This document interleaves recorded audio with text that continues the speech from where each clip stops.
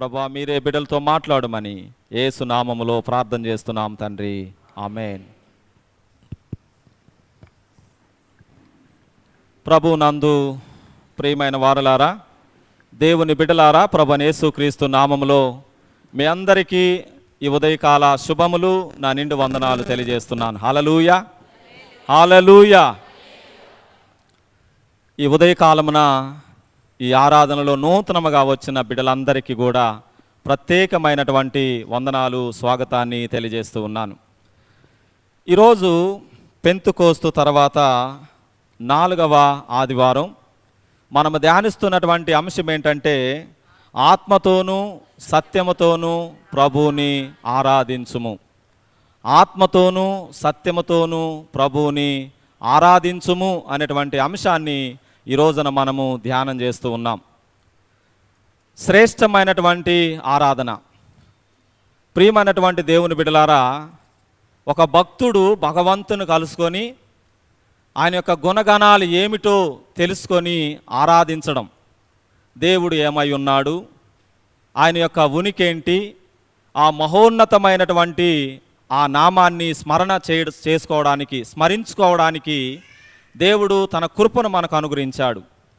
పూర్వకాలంలో ఆరాధన అనేది మరి ఒక్కడగా ప్రారంభించబడింది. ఒక్కనితో ప్రారంభించబడినటువంటి ఆరాధన సామూహికంగా ఆరాధించుకునేటువంటి అవకాశాన్ని దేవుడు మనకు అనుగ్రహించినట్లుగా మనం బైబిల్లో మనం చూస్తూ ఉన్నాం. ఆరాధన అంటే ఏమిటి, ఆరాధన ఎందుకు చేయాలి, ఎలా చేయాలి, ఎవరు చేయాలి, ఎప్పుడు చేయాలి, ఎందుకు చేయాలి, అసలు ఆరాధన అంటే ఏమిటి అని ఒకసారి ఆలోచన చేసినట్లయితే ఎన్నో ప్రాముఖ్యమైనటువంటి విషయాలను దేవుడు మనకు జ్ఞాపకం చేస్తూ ఉన్నాడు. ప్రియమైనటువంటి దేవుని బిడ్డలారా, దేవుణ్ణి ఎలా ఆరాధించాలి, ఎందుకు ఆరాధించాలి, ఈ ఆరాధన పద్ధతిలో ఉన్నటువంటి భాగాలేంటి, ఇండియా పద్ధతిలో ఆరాధించడం, వెస్ట్రన్ మోడల్లో ఆరాధించడం, అలాగనే దేవుని ఆరాధించడంలో ఇన్స్ట్రుమెంట్స్, అనేక రకాలైనటువంటి ఇన్స్ట్రుమెంట్స్ని ప్లే చేస్తూ దేవుణ్ణి ఆరాధిస్తూ ఉంటాం. రెండవదిగా చప్పట్లు కొడుతూ దేవుణ్ణి ఆరాధిస్తూ ఉంటాం. ఈ ఆరాధన పద్ధతులన్నీ కూడా చాలా చాలా రకాలుగా ఉన్నాయి. భారతదేశంలో ఆరాధన పద్ధతి ఏంటంటే భక్తుడు గురువు గారి దగ్గరకు వచ్చి ఆయన పాదముల దగ్గర కూర్చొని ఇద్దరు కలిసి దేవుని ఆరాధించేవారు. ఇది ఇండియా పద్ధతిలో దేవుని ఆరాధించడం. కానీ ఈ రోజున ప్రియమైనటువంటి దేవుని బిడ్డలారా, ఆరాధన యొక్క ప్రాముఖ్యతను గురించి దేవుడు తన వాక్యము ద్వారా మనతో మాట్లాడుతూ ఉన్నాడు. చదువుకున్నటువంటి వాక్య భాగములో మనం చూస్తూ ఉన్నాం. యోహాను సువార్తలో 4వ అధ్యాయంలో మనము గమనించినట్లయితే, యోహాను సువార్త 4వ అధ్యాయము మరి 23వ వచనంలో ప్రభు మనతో మాట్లాడుతున్న, అయితే యథార్థముగా ఆరాధించువారు ఆత్మతోనూ సత్యముతోనూ తండ్రిని ఆరాధించు కాలము వచ్చుచున్నది, అది ఇప్పుడు వచ్చి ఉన్నది, నిన్ను ఆరాధించువారు అట్టివారే కావాలనని తండ్రి కోరుచున్నాడు. దేవుడు ఆత్మ కనుక ఆయనను ఆరాధించువారు ఆత్మతోనూ సత్యముతోనూ ఆరాధింపవలెను. ప్రియమైనటువంటి వారలారా, ఈ వాక్య భాగములో యథార్థముగా ఆరాధించువారు ఆత్మతోనూ సత్యముతోనూ ఆరాధించాలి. యథార్థముగా ఆరాధించేవారు. ఈ రోజున మనం చదువుకున్నటువంటి వాక్య భాగములో మనం గమనించినట్లయితే, యెషయా గ్రంథం రాజరిక వ్యవస్థలో రాజుగారి యొక్క కుమారుడు యెషయా ప్రవక్త అయినప్పటికీ ఆయనలో ఉన్నటువంటి ఒక అంతరంగ దర్శనం, బాహ్య దర్శనాన్ని మనం చూస్తూ ఉన్నాం. యెషయా ప్రవక్త తన దర్శనములో దేవుడు మాట్లాడుతూ ఉన్నాడు. అంతరంగములో సంభాషణ. యెషయా ప్రవక్త దేవుని ఆలయములో ఉన్నాడు. దేవాలయములో ఆ యొక్క కెరేపులు, సెరేపులు, దేవదూతలు 6 రెక్కలు కలిగి 2 రెక్కలతో ముఖమును కప్పుకొని, 2 రెక్కలతో కాళ్ళను కప్పుకొని, 2 రెక్కలతో ఎగురుతూ ఆ దేవుని ఆరాధిస్తూ ఉన్నాయి. ఏమనంటే, పరిశుద్ధుడు పరిశుద్ధుడు పరిశుద్ధుడని గాన ప్రతిగానములు చేయుచున్నవి. నిన్నే స్తుతింతునయా యేసయ్యా నిన్నే సేవింతునయా నిన్నే స్తుతింతునయా యేసయ్యా నిన్నే సేవింతునయా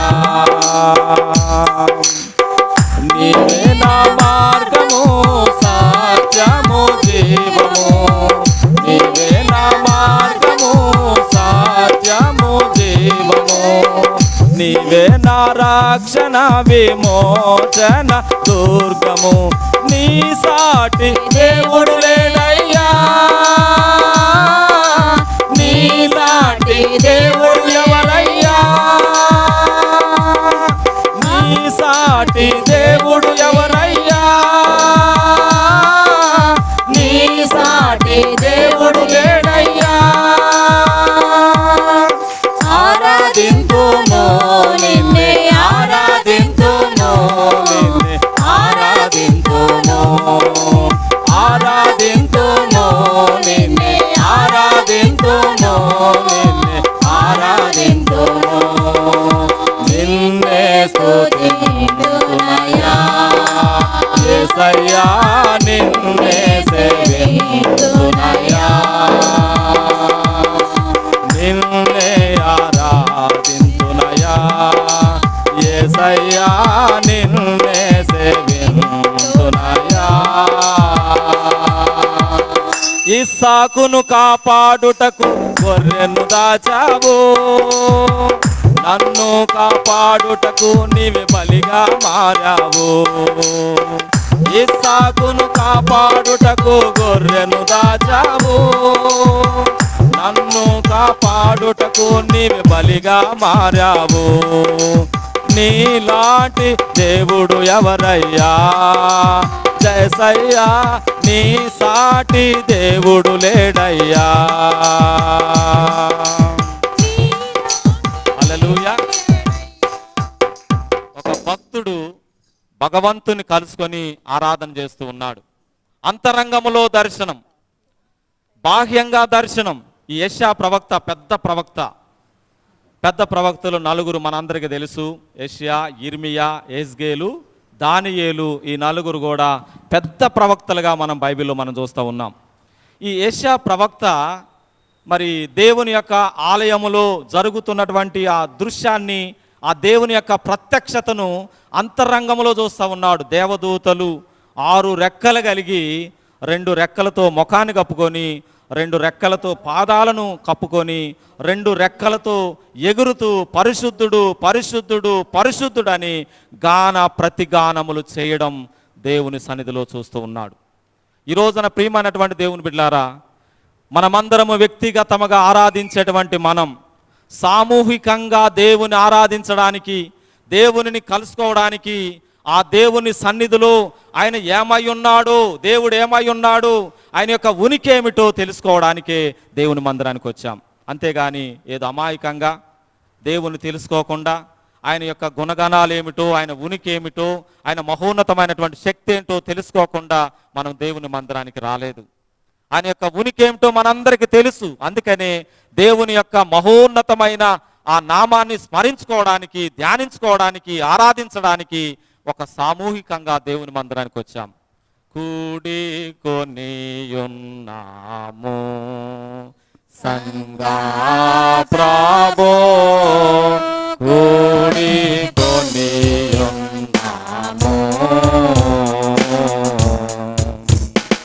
గోడ నుండెదవనుచున్నాము దొడ్డదగుని పాద సన్నిధి, కూడి కొనియున్నాము సంగా ప్రభో, కూడి కొనియున్నాము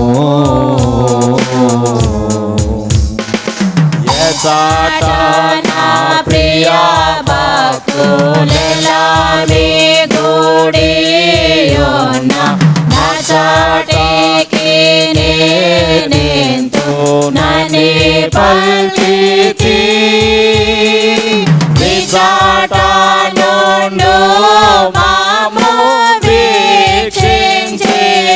కృపచేత నిపుడు దీవించుమి యేసు క్రీస్తు నాదా కూడి కొనియున్నాము సంఘ ప్రభు కూడి కొనియున్నాము.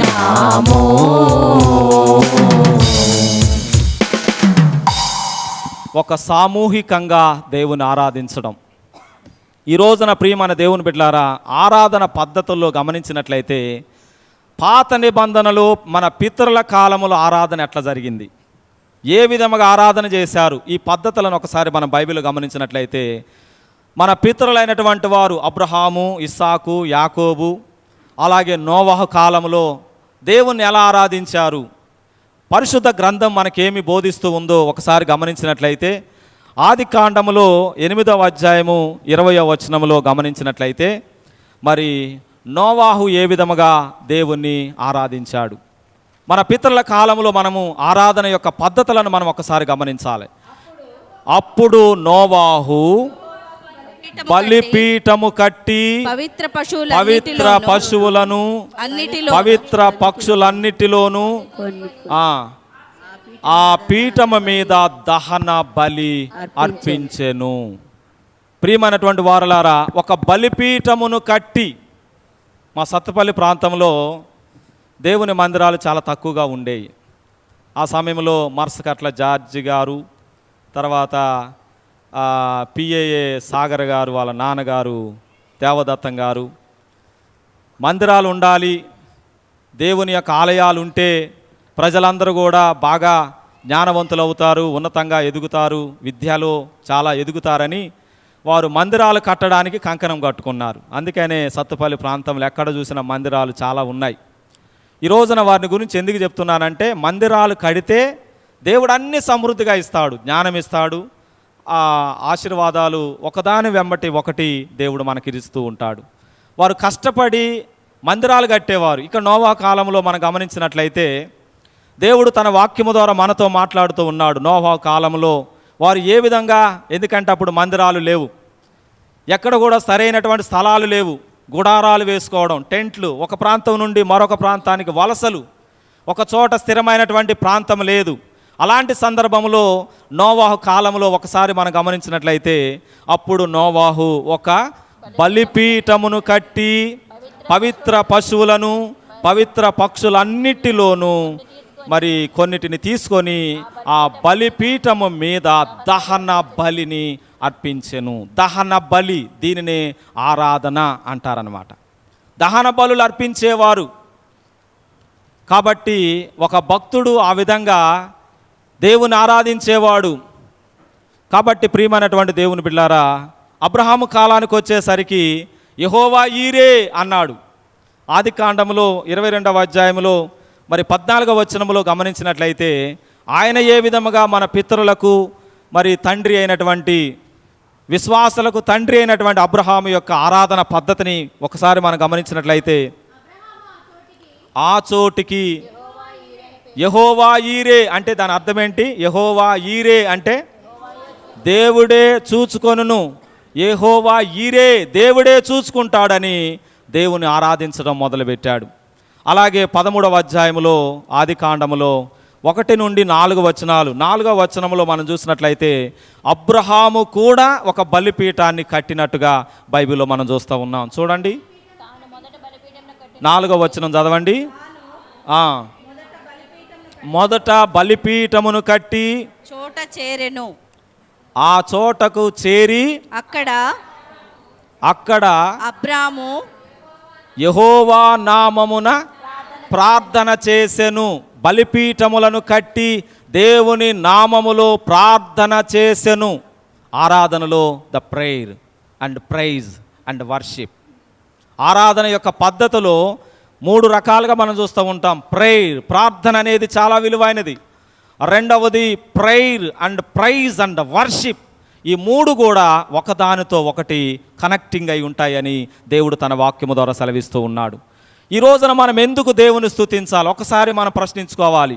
నేను సజీవుడినై ఆ సజీవుడైనటువంటి దేవుణ్ణి నేను గణపరుస్తున్నాను. ఎందుకంటే సజీవులే కదా దేవుని ఆరాధించేది. కాబట్టి నేను సజీవుడైనటువంటి దేవుణ్ణి నేను ఆరాధిస్తున్నానని భక్తుడు చెప్తూ ఉన్నాడు. ఈ రోజున మనం ఎందుకు దేవుని ఆరాధించాలంటే మనమందరము కూడా సజీవులముగా ఉన్నాము కాబట్టి. అబ్రహాం అందుకనే ఆయన ఒక బలిపీఠాన్ని కట్టి యెహోవా నామమున ప్రార్థన చేసినట్లుగా మనం బైబిల్లో మనం చూస్తూ ఉన్నాం. ఇది ఆరాధన పద్ధతి. అలాగనే ఆదికాండం 31వ అధ్యాయంలో 13వ వచనములో మనం గమనించినట్లయితే అక్కడ యాకోబు ప్రార్థన చేస్తున్నాడు, బేతేల్ అంటున్నాడు అనమాట కదండి. ఆ స్థలానికి ఒక రాయిని తీసుకొని అక్కడ ఒక రాయిని నిలవబెట్టుకొని ఆయన కూడా ప్రార్థన చేస్తూ ఉన్నాడు. వెళ్తూ అక్కడ ఒక బలిపీఠాన్ని కట్టినట్టుగా మనం చూస్తూ ఉంటాం కదండి. 31:13 వచనం చదవండి. నీవు ఎక్కడ స్తంభము మీద నూనె పోసితివో, నీవు ఎక్కడ మ్రొక్కబడి చేసితివో ఆ బేతేల్ దేవుడను నేనే. దేవుడు మాట్లాడుతున్నాడు, అయ్యా నీవెక్కడైతే నూనె పోసి ఆరాధన చేశావో ఆ బేతేల్ దేవుడను నేనే. మన దేవుడు ఆరాధించేటువంటి దేవుడు, మన దేవుడు పూజింపదగినటువంటి దేవుడు. ఆరాధనకు యోగ్యుడా నిత్యము స్తుతించెదను, నీ మేలులను మరువకనే ఎల్లప్పుడు స్తుతి పాడెదను. ఆరాధనకు యోగ్యుడా నిత్యము స్తుతించెదను, నీ మేలులను మరువకనే ఎల్లప్పుడు స్తుతి పాడెదను. ఆరాధనా ఆరాధనా ఆరాధనా ఆరాధనా నీ మేలులకై ఆరాధనా, నీ దీవెనకై ఆరాధనా, నీ మేలులకై ఆరాధనా, నీ దీవెనకై ఆరాధనా. ఆరాధనా ఆరాధనా ఆరాధనా ఆరాధనా దినమెల్ల నీ చేతులు చాపి నీ కౌగిలిలో కాపాడుచుంటివే, దినమెల్ల నీ చేతులు చాపి నీ కౌగిలిలో కాపాడుచుంటివే, నీ ప్రేమ నీ జాలి నీ కరుణకై నా పూర్ణ హృదయముతో సన్నుతింతును, నీ ప్రేమ నీ జాలి నీ కరుణకై నా పూర్ణ హృదయముతో సన్నుతింతుము. ఆరాధనా ఆరాధనా ఆరాధనా ఆరాధనా నీ హల్లెలూయా. ఆరాధనకు యోగ్యుడు మన దేవుడు ఎవరంటే ఆరాధనకు యోగ్యుడు. అందుకనే యాకోబు ఒక రాయిని నిలవబెట్టి దాని మీద నూనె పోసి, ఇదిగో ప్రభువా నేను వెళ్తున్నాను, నేను మరలా తిరిగి వచ్చేటప్పటికల్లా నీవు నన్ను ఆశీర్వదిస్తే ఈ స్థలమున నేను మరలా తిరిగి నీకు కృతజ్ఞతలు చెల్లిస్తానని చెప్పి ఒక రాయి మీద నూనె పోసి దేవుని ఆరాధించేవాడు. కాబట్టి ఆరాధన పద్ధతులు రకరకాలుగా, ద పర్సన్ వర్షిప్, కేవలం ఒక వ్యక్తిగా మాత్రమే ఆరాధన ప్రారంభించబడింది. ఒక వ్యక్తిగా మాత్రమే దేవుని ఆరాధన చేయడం అనేది మనం బైబిల్లో మనము దేవుని వాక్యములో మనం చూస్తూ ఉంటాం. 35వ అధ్యాయములో 3వ వచనము చివరి భాగములు అంటాడు, నా శ్రమ దినమున నాకు ఉత్తరమిచ్చి నేను వెళ్ళినటువంటి మార్గమున నాకు తోడయుండి దేవునికి బలిపీఠమును కట్టి అంటాడు అనమాట కదండి. ఒకవేళ నా శ్రమల్లో నీవు తోడుగా ఉంటే ప్రభువా, నా కష్టంలో నీవు తోడుగా ఉంటే ప్రభువా, నేను మరలా తిరిగి వచ్చినప్పుడు నీకు ఒక బలిపీఠమును కట్టి నీకు నేను కృతజ్ఞతాస్తుతులను చెల్లిస్తాను. హల్లెలూయా. అంటే మన యొక్క పితరుల కాలంలో ఏ విధముగా దేవునిని ఆరాధించారో మన పరిశుద్ధ గ్రంథములో మనం చూస్తూ ఉన్నాం. వ్యక్తిగతముగా ద పర్సన్ వర్షిప్, ఎందుకంటే ఒక పర్సనల్గా ఒక వ్యక్తిగతముగా ప్రారంభించబడినటువంటి ఆరాధన ఈ రోజున సామూహికంగా అందరము కలిసి దేవుని ఆరాధించేటువంటి పద్ధతిలోనికి దేవుడు అలా నడిపించాడు. అందుకనే ప్రియమైనటువంటి దేవుని బిడ్డలారా, నేనుండాలేనయ్యా, నే బ్రతుకాలేనయ్యా, నీవే లేకుండా నేనుండాలేనయ్యా, నీ తోడే లేకుండా నేనుండాలేనయ్యా. రాజా నీ సన్నిధిలోనే ఉంటానయ్యా, మనసారా ఆరాధిస్తూ బ్రతికేస్తానయ్యా. రాజా నీ సన్నిధిలోనే ఉంటానయ్యా, మనసారా ఆరాధిస్తూ బ్రతికేస్తానయ్యా.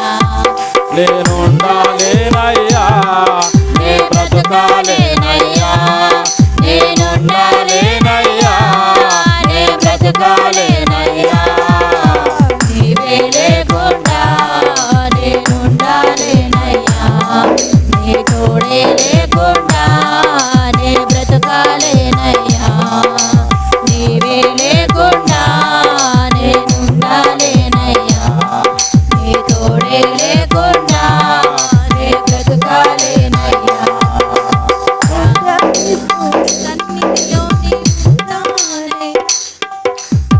నీ ఉండలేకపోతే నేను ఉండలేనయ్యా.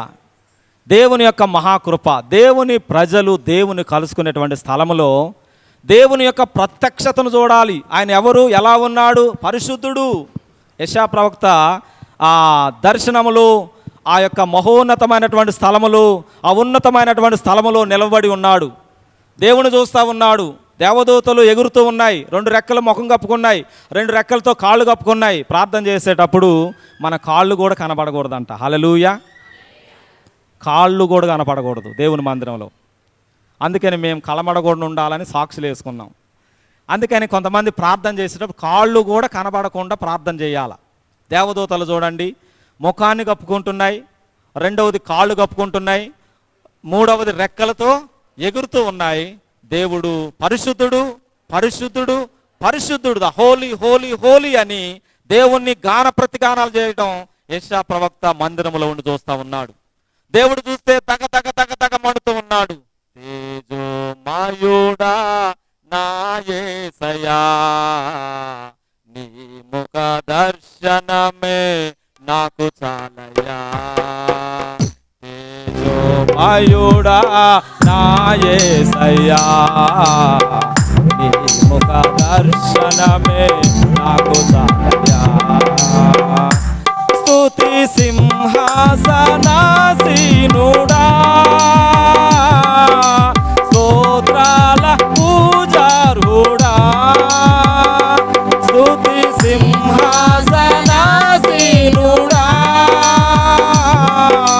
స్తోత్రాల పూజారుడా. ఎలా ఉన్నాడంటే ఆయన పరిశుద్ధుడు, పరిశుద్ధుడు, పరిశుద్ధుడు, తేజోమయుడు. ఆ దేవుని యొక్క మహోన్నతమైన వెలుగులో ప్రసన్నత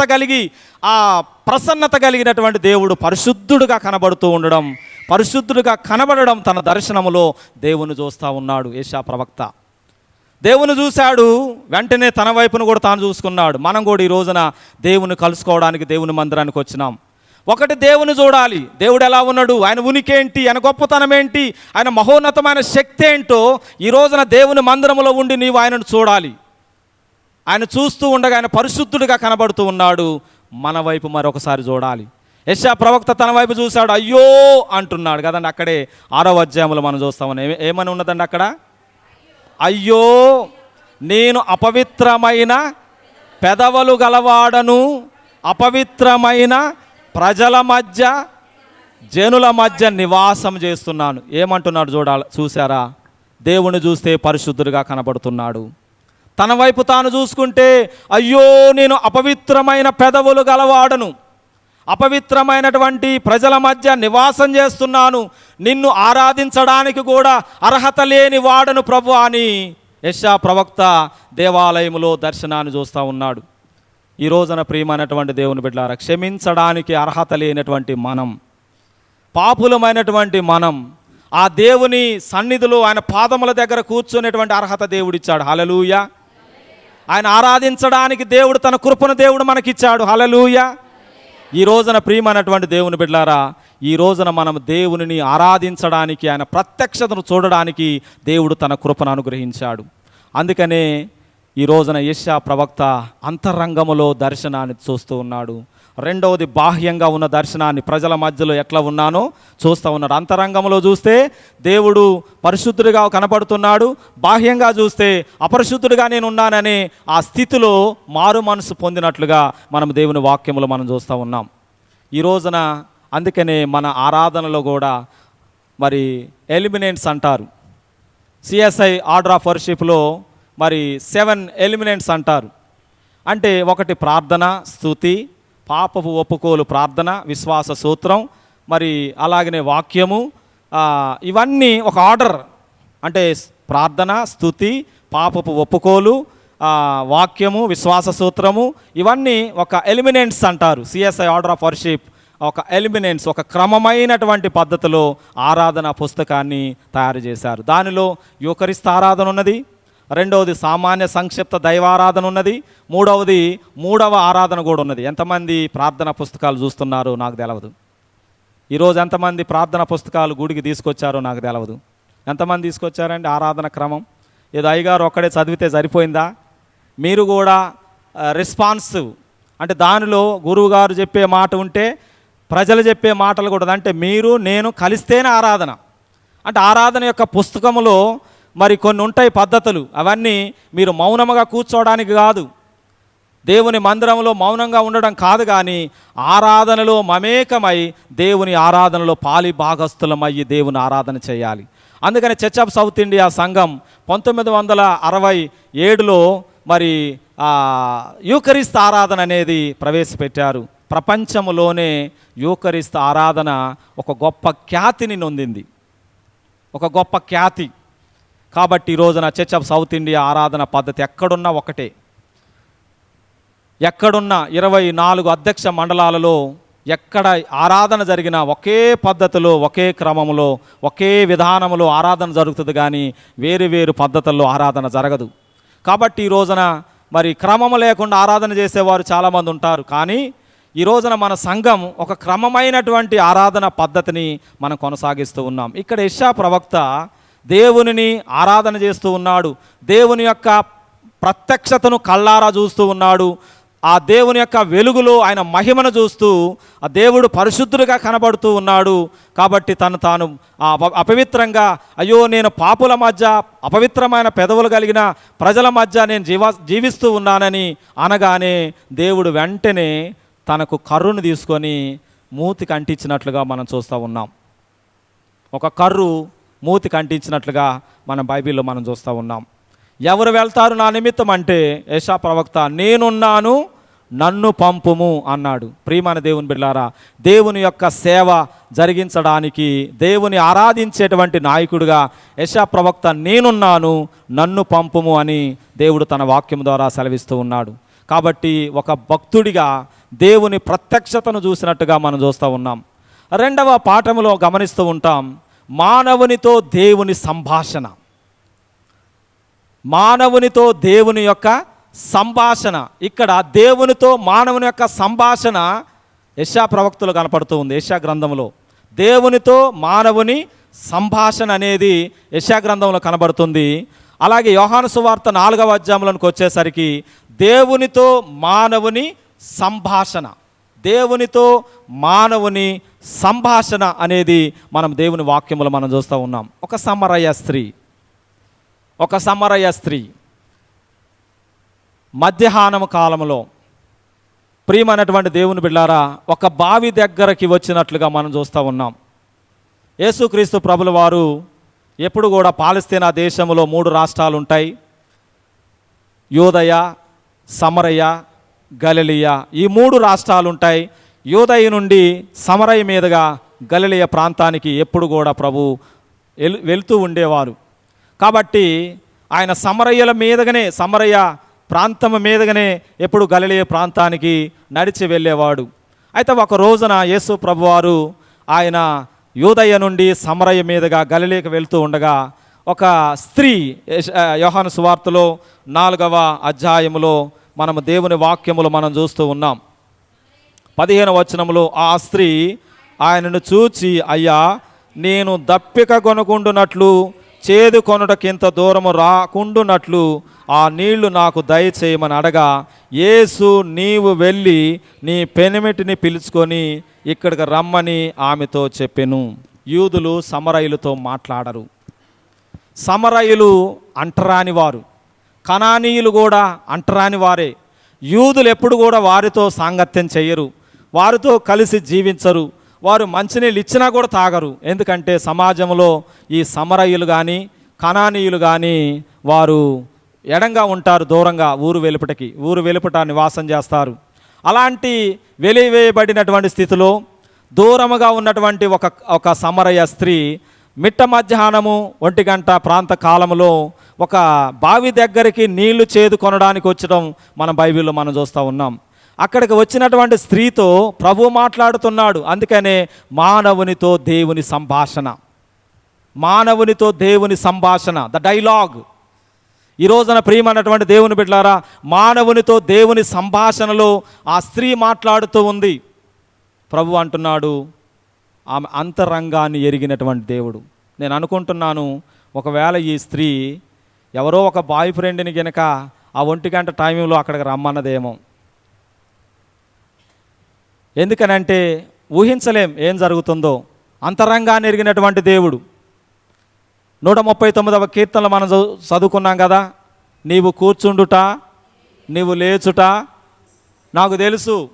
అంటే మన అంతరంగాన్ని ఎరిగిన దేవుడు, మన పరిస్థితులను చూసే దేవుడు, అన్నీ తెలుసు ఆయనకి. కాబట్టి ఈ స్త్రీ నా పరిస్థితులన్నీ ఈయనకి ఎట్లా తెలుసు అని అనుకొని ఉండొచ్చు, నేను అనుకున్నవన్నీ ఈయనకి ఎట్లా తెలుసు అని అనుకొని ఉండొచ్చు. కానీ ప్రభు ఆమెతో మాట్లాడుతూ ఉన్నాడు. నీవు వెళ్ళి నీ పెనిమిటిని పిలుచుకొని ఇక్కడికి రమ్మని ఆమెతో చెప్పగా, ఆ స్త్రీ నాకు పెనిమిటి లేడనగా యేసు ఆమెతో, నాకు పెనిమిటి లేడని నీవు చెప్పిన మాట సరియే, నీకు 5 పెనిమిట్లుండిరి. చూసారా, అంతరంగాన్ని ఎరిగిన దేవుడు. అబద్ధం ఆడుతుంది, నాకు పెనిమిటే లేడయ్య అంటే నీకు 5 పెనిమిట్లు ఉన్నారు అంటున్నాడు. అంతరంగాన్ని ఎరిగిన దేవుడు, అంతరంగములో మరి పరిస్థితులను చూసినటువంటి దేవుడు. ప్రియమైనటువంటి దేవుని బిడ్డలారా, ఈ సంభాషణలో మరి ప్రభు మాట్లాడుతూ ఉన్నాడు. 21వ వచనంలో, అమ్మా ఒక కాలం వచ్చుతుంది. 20వ వచనం చూద్దాం. దానికంటే ముందు గమనించినట్లయితే, మా పితరులు ఈ పర్వతం మీద ఆరాధించిరి గాని ఆరాధింపవలసిన స్థలము యెరూషలేములో ఉన్నదని మీరు చెప్పుదరని ఆయనతో అనగా, యేసు ఆమెతో ఇట్లా నేను, ప్రియమైన దేవుని, మా పితరులు ఈ పర్వతమందు ఆరాధించిరి. ఏంటి ఆ పర్వతం? ఎన్ని పర్వతాలు ఉన్నాయి బైబిల్లో? ఏమ్మా? ఒకటి మోరియా పర్వతం, రెండోది గెరేజీము పర్వతం, హోరేబు పర్వతం,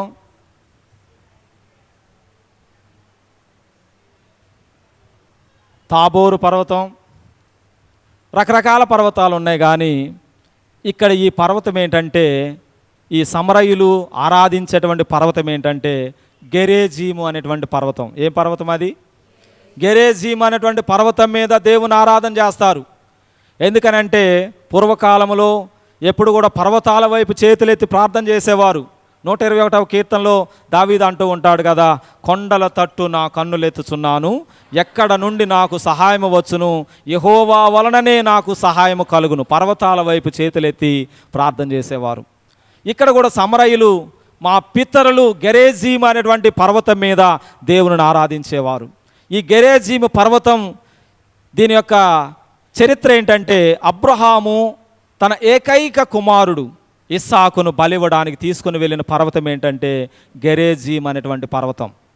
ఈ గెరేజీం అనేటువంటి పర్వతం మీదకే అబ్రహాము ఇస్సాకును తీసుకొని వెళ్ళి బలివ్వడానికి తీసుకొని వెళ్ళిన పర్వతం పేరే గెరేజీం అనేటువంటి పర్వతం. అందుకనే మా పితరులు ఈ పర్వతం మీద దేవుని ఆరాధించేవారు అని చెప్తే ప్రభు అంటున్నాడు 21వ వచనం, అమ్మ ఒక కాలము వచ్చుచున్నది, ఆ కాలమందు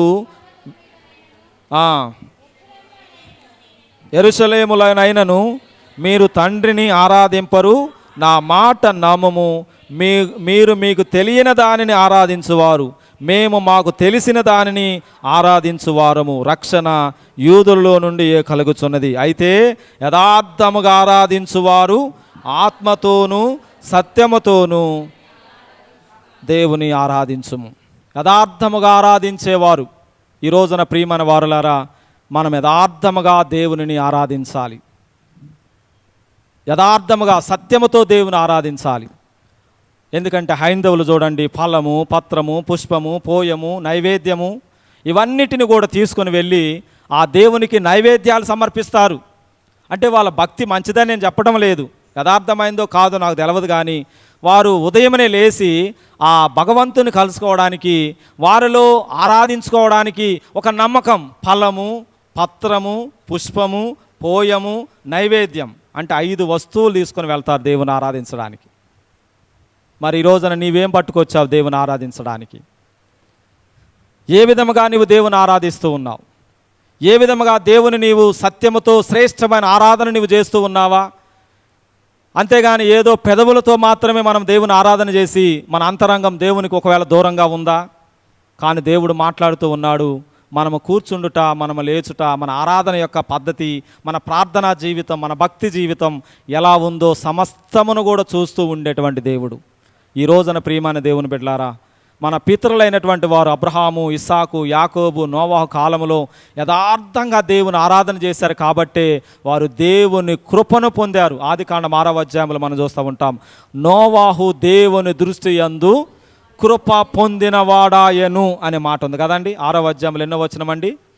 8వ వచనంలో చదవండి. ఆదికాండం 6వ అధ్యాయం 8వ వచనం ఏది ఉందంటే, అయితే నోవాహు యెహోవా దృష్టి యందు కృప పొందినవాడాయను. యథార్థంగా దేవుని ఆరాధించాడు కాబట్టి దేవుని కృపను పొందాడు. ఈ రోజున మనం ఆచారబద్ధంగా దేవుని ఆరాధిస్తూ ఉన్నామా? లేదా ఏదో అందరూ ఆరాధిస్తున్నారు కదా నేను కూడా ఆరాధిస్తున్నానని ఆరాధిస్తూ ఉన్నామా? మన దేవుడు యథార్థవంతుడైనటువంటి దేవుడు, సత్యవంతుడైనటువంటి దేవుడు, నమ్మకమైనటువంటి దేవుడు, వాగ్దానములను ఇచ్చేటువంటి దేవుడు. కాబట్టి ఉదయకాల సమయంలో ఏ విధముగా మనం దేవుని ఆరాధిస్తూ ఉన్నాం? ప్రియమైన వారులారా, ఒకసారి మనల్ని మనం పరీక్షించుకొని మన ఆరాధన శ్రేష్టమైనదిగాను, యథార్థమైనటువంటి ఆరాధనగా, భక్తి కలిగినటువంటి ఆరాధనగా, భయము భక్తి కలిగినటువంటి ఆరాధన కనుక మనం చేసినట్లయితే దేవుడు ఖచ్చితంగా మనల్ని ఆశీర్వదిస్తాడు. ఈ స్త్రీ దేవుడు ఎప్పుడైతే మాట్లాడాడో తన జీవితాన్ని సరి చేసుకుంది, యేసును పరిచయం చేయడం మొదలుపెట్టింది. మార్పు కలిగినటువంటి స్త్రీగా మనం చూస్తూ ఉన్నాం.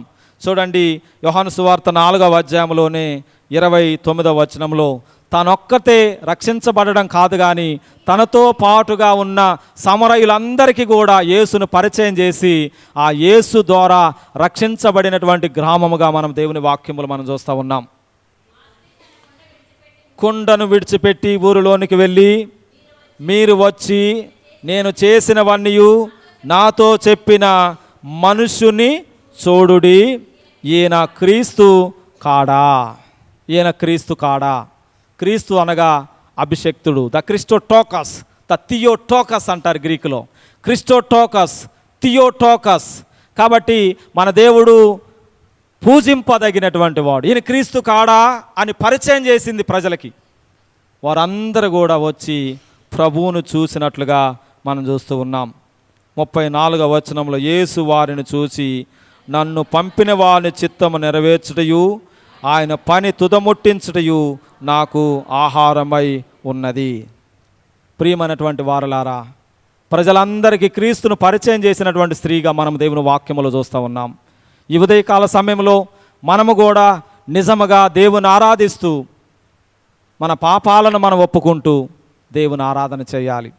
చివరిగా 150వ కీర్తనలో భక్తుడైనటువంటి దావీదు ఎందుకు నేను దేవుని ఆరాధించాలి, ఎలా నేను దేవుని ఆరాధించాలి, ఎప్పుడు దేవుని ఆరాధించాలి, ఎవరెవరు దేవుని ఆరాధించాలి అని 4 రకాలైనటువంటి ప్రశ్నలు ఆయన జీవితంలో తనకు తానే అనుకుంటున్నాడు. ఎందుకు నేను దేవుని ఆరాధించాలి? 1, ఎందుకు ఆయన పరాక్రమ కార్యములను బట్టి అని ఉంటుంది అనమాట. ఆయన పరాక్రమ కార్యములను బట్టి దేవుని ఆరాధించాలి. ఈరోజు మన జీవితంలో కూడా ఎన్నెన్నో కార్యాలు దేవుడు చేశాడు కాబట్టి ఆయన చేసిన కార్యాలన్నిటిని కూడా జ్ఞాపకం చేసుకుంటూ దేవుని ఆరాధన చేయాలి. ఎందుకంటే మన జీవితాలలో ఎన్నో కార్యాలు, పెళ్ళిళ్ళు కాకపోతే పెళ్ళిళ్ళు దేవుడు చేస్తూ ఉన్నాడు, గర్భఫలాలు లేకపోతే దేవుడు గర్భఫలాలు దేవుడు ఇస్తున్నాడు, ఉద్యోగాలు లేకపోతే దేవుడు ఉద్యోగాలు ఇస్తూ ఉన్నాడు, బలహీనతలు ఉంటే దేవుడు బలాన్ని ఇస్తూ ఉన్నాడు, మన ప్రయాణాల్లో దేవుడు తోడుగా ఉండి మనల్ని నడిపిస్తూ ఉన్నాడు. ఇన్ని చేసినటువంటి దేవుని బట్టి దేవుని మనం స్తుతించాలి. అందుకని భక్తుడు 103వ కీర్తనలు అంటాడు, నా ప్రాణమా యెహోవాను సన్నుతించుము, నా అంతరంగంలో నన్ను సమస్తమా ఆయన పరిశుద్ధ నామమును సన్నుతించుము, నా ప్రాణమా యెహోవాను సన్నుతించుము, ఆయన చేసిన ఉపకారములలో దేనిని మరొకము అని భక్తుడైనటువంటి దావీదు ప్రతినిత్యము కూడా ప్రార్థన చేస్తూ ఉన్నట్లుగా మనం దేవుని వాక్యములు మనం చూస్తూ ఉన్నాం. అందుకనే ఎందుకు నేను దేవుని ఆరాధించాలంటే ఆయన కార్యాలను బట్టి. ఎలా నేను దేవుని స్తుతించాలి, ఎలా క్వశ్చన్ చేసుకుంటున్నాడు. ఎలా అంటే తంబూరలతో, సితారలతో, తంతి వాద్యములతో, పిల్లన గ్రోవులతో, బ్రోగు తాళములతో ఈ విధంగా నేను దేవుని స్తుతించాలి. 115వ కీర్తనలో 17-18 వచనములు మనం చూసినట్లయితే మృతులు ఆరాధించలేరుగా, చచ్చిపోయిన వాళ్ళు దేవుని స్తుతించగలరా? చూడండి 115వ కీర్తనలో 17-18 వచనాల్లో ఉంటుంది ఈ మాట. మృతులు మౌన స్థితిలోనికి దిగిపోవుదురు, వాళ్ళు దేవుని స్తుతించరు. మేమైతే ఇది మొదలుకొని నిత్యము యెహోవాను స్తుతించెదము, దేవుని ఆరాధించెదము. మేమైతే నిత్యము యెహోవాను స్తుతించెదము. నేనెల్లప్పుడూ యెహోవాను సన్నుతించెదను, నిత్యము ఆయన కీర్తి నా నోట నుండు. నేనెల్లప్పుడూ యెహోవాను సన్నుతించెదను, నిత్యము ఆయన కీర్తి నా నోట నుండు. అంతా నా మేలుకే, ఆరాధన యేసుకే, అంతా నా మంచికే, తన చిత్తమునకు తల వంచితే, తన చిత్తమునకు తల వంచితే, ఆరాధన ఆపను, స్తుతించుట మానను, ఆరాధన ఆపను, స్తుతించుట మానను, స్తుతించుట మానను. కన్నీళ్ళే పానములైనా, కఠిన దుఃఖ బాధలైనా, స్థితిగతులే మారినా, అవకాశం చేజారినా, కన్నీళ్ళే పానములైనా, కఠిన దుఃఖ బాధలైనా, స్థితిగతులే మారినా, అవకాశం చేజారినా, మారదు యేసు ప్రేమ, నిత్యుడైన తండ్రి ప్రేమ, మారదు యేసు ప్రేమ, నిత్యుడైన తండ్రి ప్రేమ, మారదు యేసు ప్రేమ, నిత్యుడైన తండ్రి ప్రేమ, మారదు యేసు ప్రేమ, నిత్యుడైన తండ్రి ప్రేమ. అంతా నా మేలుకే, ఆరాధన యేసుకే, అంతా నా మంచికే, తన చిత్తమునకు తల వంచితే, తన చిత్తమునకు తల వంచితే, హల్లెలూయా. మంచోళ్ళందరూ చెప్పండి హల్లెలూయా. ఎల్లప్పుడూ దేవుని ఆరాధించాలి. అందుకని దావీదు ఎప్పుడు కొండలలో, గొట్టలలో, శాలలలో తిరుగుతూ ఆ గుట్టల వైపు చూసి, చెట్ల వైపు చూసి, దేవుని ప్రకృతిని చూసి, ఆ తంబూర్లు పట్టుకొని, సితార్లు పట్టుకొని, ఆ తంబూర సితార్లు పట్టుకొని ఎల్లప్పుడూ దేవుని స్తుతించేవాడు. యెహోవాను స్తుతించుట, 92వ కీర్తన ఉంది కదా ఈ మాట, యెహోవాను స్తుతించుట మంచిది, మహోన్నతుడా నీ నామమును కీర్తించుట మంచిది. దేవుని సన్నిధిలో దేవుని కలుసుకునేటువంటి స్థలం ఇది, దేవుని ఆరాధించే స్థలం ఇదే. చాలామంది అనుకుంటారు కోవిడ్ కాలంలో 3 సంవత్సరాలు దేవునికి దూరంగా ఆరాధించాంగా, దేవుడు కాపాడలేదా, కాబట్టి గుడికి పోకపోతే ఏమైద్దిలే, దేవుని ఆరాధించకపోతే ఏమైద్దిలే అని చాలామంది ప్రజలు సోమరువులు అయిపోయారు. మందిరానికి రావడానికి కూడా ఇష్టపడకుండా కోవిడ్ కాలంలో 3 సంవత్సరాలు దేవుని మందిరానికి వెళ్లకుండా ఉంటే దేవుడు మనల్ని కాపాడాడు కదా, ఇప్పుడు కూడా వెళ్ళకపోతే దేవుడు కాపాడడని చాలామంది దేవుని మందిరానికి రారు, దేవుని ఆరాధించడానికి ఇష్టపడరు. కాబట్టి ఈ రోజున ప్రియమైనటువంటి దేవుని బిడ్డలారా, మనము దేవుణ్ణి కలుసుకొని దేవుని ప్రత్యక్షతను మనం చూస్తూ దేవుని ఆరాధన చేయాలి. అందుకని దావీదు ఎందుకు ఆరాధన చేయాలి, ఎలా దేవుని ఆరాధన చేయాలి, ఇంకా ఆయన ఏమంటున్నాడంటే ఎప్పుడు ఆరాధన చేయాలి, ఎల్లప్పుడూ దేవుని స్తుతించాలి. ఎప్పుడు అనంటే ఎప్పుడు, ఎవరెవరు, చివరి మాటలు అంటాడు 150వ కీర్తనలో లాస్ట్ వచనంలో ఏమంటాడంటే సకల ప్రాణులు యెహోవాను స్తుతించుదురుగాక. ఏమన్నాడంటే సకల ప్రాణులు అందరం కలిసి దేవుని స్తుతించాలని భక్తుడు జ్ఞాపకం చేస్తూ ఉన్నాడు. అందుకనే మనం ఆరాధించేటప్పుడు యథార్థంగా, సత్యముగా, నమ్మకంగా, భక్తిగా భగవంతుణ్ణి ఆరాధించాలి. అందుకని మన పితరులు అలా ఆరాధించారు. ప్రవక్తలు, యెషయా ప్రవక్త, ఇర్మియా ప్రవక్త అలాగ దేవుని ఆరాధించారు. దేవుని శక్తిని వారు పొందుకోగలిగారు. ఈ రోజున మన ఆరాధన సరైనదిగా ఒకవేళ లేదేమో, ఒకవేళ మన పెదవులతోనే దేవుని ఆరాధించి మన హృదయం దేవునికి దూరంగా ఉందేమో. ఈ రోజున దేవుడు ఆత్మ గనుక ఆయనను ఆరాధించువారు ఆత్మతోనూ సత్యముతోనూ దేవునిని ఆరాధించు. ఆత్మతో సత్యముతో దేవుని ఆరాధన చేయి. ఆ విధంగా మనం దేవుని ఆరాధన చేస్తే దేవుడు ఖచ్చితంగా మన జీవితాలను ఎక్కలేనంత ఎత్తైనటువంటి కొండ మీదకి దేవుని మనల్ని ఎక్కిస్తాడు. నిజమే, యథార్థవంతుల వంశపు వారు దీవించబడుదురు, కలిమియు సంపదయు వారింట్లోనే ఉంటాయి. నేను ముందుగా చెప్పా కదా, సుధీర్ గారు వాళ్ళ నాన్నగారు, పిఏ సాగర్ గారు వాళ్ళ నాన్నగారు ఏదో వారు యథార్థంగా దేవుని ఆరాధన చేశారు. దేవుడు వారి కుటుంబాన్ని దేవుడు ఆశీర్వదించాడు. ఇప్పటికీ కూడా ఆగల, కొనసాగుతూనే ఉన్నాయి. మందిరాలు కట్టడానికి కానీ ఇవన్నీ కొనసాగుతున్నాయి, ఆన్ గోయింగ్ ప్రాసెస్. ఒక తరము వారు ఇంకొక తరము వారి వెంబట వారి క్రియలను కొనయాడుదురు అన్నట్టుగా అది కొనసాగుతూనే ఉంది. కాబట్టి ఈ రోజున మన ఆరాధన పద్ధతి చాలా గంభీరంగా యథార్థంగా ఉన్నప్పుడు మన కుటుంబాలను కూడా దేవుడు ఆశీర్వదిస్తాడు. కాబట్టి ప్రియమైనటువంటి దేవుని బిడ్డలారా, ఏదో ఆషామాషిగా, ఏదో పని లేకనో, ఇంటికాడ ఏదో ఇబ్బందిగా ఉన్నాయని కాదు కానీ, లేదా ఏదో అని కాదు కానీ, ఈరోజు మన మందిరానికి మనం వచ్చినప్పుడు మన ప్రవర్తన చాలా జాగ్రత్తగా ఉండాలి. దేవుడు ఈ స్థలంలో సంచారం చేస్తూ ఉంటాడు. మహిమ ప్రసన్నత ఉంటుంది. దేవుడు మన మధ్యలోనే ఉంటాడు. అందుకనే ప్రసంగి గ్రంథంలో అంటాడు, నీవు నీ మందిరానికి వెళ్ళినప్పుడు నీ ప్రవర్తన చాలా జాగ్రత్త సుమా. ఎందుకంటే మన దేవుడు మన మందిరంలో మనతోనే ఉంటాడు. ఆయన ఆరాధించడం అనేది చాలా యథార్థంగా దేవుని ఆరాధించాలి. కొంతమంది మధ్యలో వెళ్ళిపోతుంటారు, అలా వెళ్ళకూడదు. మందిరంలో డిసిప్లిన్గా కూర్చోవాలి, ఒక క్రమమైన పద్ధతిలో దేవుని మందిరంలో కూర్చోవాలి. కాబట్టి మన మందిరం ఈ స్థలమందు చేయబడు ప్రార్థన మీద దేవుడు ఆయన కనుదృష్టిని నిలిపాడు. అందుకనే ఇక్కడ ఆరాధన చేసినటువంటి భక్తులు, విశ్వాసులు బహుగా దీవించబడ్డారు. ఉద్యోగాలు పొందుకున్నారు, గర్భఫలాలు పొందుకున్నారు, వివాహాలు జరిగినాయి. దేవుడు చేసిన కార్యాలన్నీ కూడా గొప్పవిగా దేవుడు ఇక్కడ ఆరాధన చేసిన బిడ్డలందరికీ కూడా దేవుడు ఇచ్చాడు. అందుకనే మన మందిరం పేరే హోలీ ట్రినిటీ, పరిశుద్ధమైనటువంటి త్రియేక దేవుని నామములో ఉన్న మందిరం ఇది. ఈ మందిరములో దేవుని ఆరాధన చేస్తున్న మనం ఆత్మతో సత్యముతో యథార్థముగా దేవుని ఆరాధన చేసినప్పుడు మన జీవితాలను కూడా ప్రభు ఆశీర్వదిస్తాడు. అలాంటి కృప దేవుడు మనకు దయచేయునుగాక. ప్రార్థన చేసుకుందాం. పరిశుద్ధుడా, ప్రేమగల తండ్రి, మీకే వందనములు, స్తోత్రములు ప్రభువా.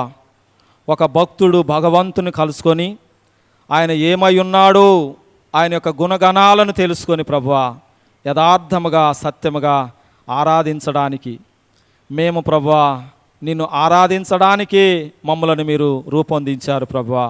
ఈ ఉదయకాల సమయంలో కూడి వచ్చిన బిడ్డలందరిని బట్టి నాయన మీకు వందనాలు చెల్లిస్తూ ఉన్నాం. ఒకవేళ ఇంతకాలం నాయన యథార్థముగా సత్యముతో ఆరాధించలేక ఉన్నామేమో. ఇకనైనా సరే మా మనసులను మార్చుకొని మా పితరులు ఏ విధముగా నిన్ను ఆరాధించినారో అదే విధముగా మేము కూడా ప్రభువా శ్రేష్టమైన ఆరాధన, కృతజ్ఞతాస్తుతి ఆరాధన మేము చేయడానికి ప్రభువా మీ కృపను మాకు కనపరచుమని యేసు నామములో ప్రార్థిస్తున్నాం తండ్రి. ఆమేన్.